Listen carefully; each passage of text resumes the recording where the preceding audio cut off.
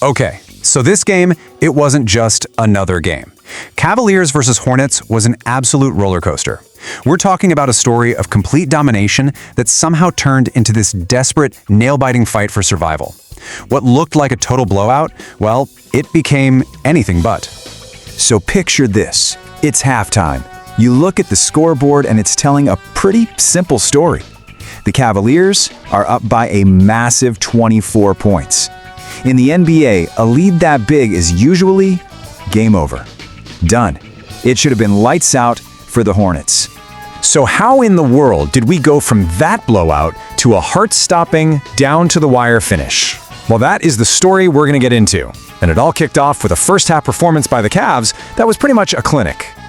All right, first half, how did Cleveland build this huge, what looked like an insurmountable lead? It really wasn't just one thing. It was just complete and total control on both ends of the court. I mean, the Cavs came out of the gate just blazing hot. They hit 11 of their first 15 shots. Before Charlotte could even really settle in, they were already looking up at this enormous deficit. And it wasn't just the offense. Their defense, man, it was just as suffocating. Cleveland's on-ball pressure was just relentless, and it forced the Hornets into a bunch of bad turnovers and these really rushed, off-balance shots. And this is what that pressure does to you. Just look at this. Charlotte was completely out of sorts, shooting a pretty brutal 26% from the field for the entire first half. They just couldn't find any rhythm at all. You know, it got so bad that the Hornets actually tied a season low, scoring just 12 points in the whole second quarter. That's just a total collapse on offense, and it was all fueled by that relentless Cleveland defense. But, you know, a big piece of Charlotte's struggle wasn't just what was happening on the court. It was also tied to a strategic decision about their star player that went, well, horribly wrong. So the Hornets made this kind of weird strategic call. They brought their star, LaMelo Ball, off the bench. The idea, I guess, was to preserve his body, manage his minutes, but the move just completely backfired. It threw him totally out of whack. And the result? Hoo boy. It was one of the worst shooting nights of his career. He ended up with just 4 points, shooting a shocking 1 for 15. That bar chart right there, it says everything you need to know. I mean, going 0 for 10 from 3, your main offensive weapon is just completely taken out of the game. It's almost impossible to build any kind of momentum when your star is that cold. But then, halftime happens, and it's like a completely different Hornets team came out of that locker room. The entire game was about to get flipped completely on its head.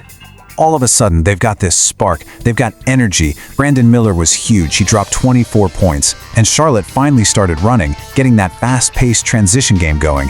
You get a couple of insane alley-oops, the crowd starts getting into it, and boom, they're chipping away at that massive lead. And this just lays it all out for you, right? That 24-point lead gets sliced in half by the end of the third. Then it just kept shrinking and shrinking, all the way down to a 4-point game with just 13 seconds left. You could just feel the tension building. I mean, what an incredible comeback. It really speaks to their fight, to their resilience. But after all that work, their biggest enemy wasn't the Cavaliers anymore, it was the clock. It was a heck of an effort, but at the end of the day, they just plain ran out of time. That massive hole they dug for themselves in that first half was just a little too deep to climb all the way out of.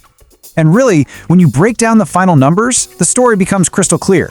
That huge difference in rebounding and Charlotte shooting a rough 17% from 3, that tells you everything you need to know about why that comeback fell just a little bit short.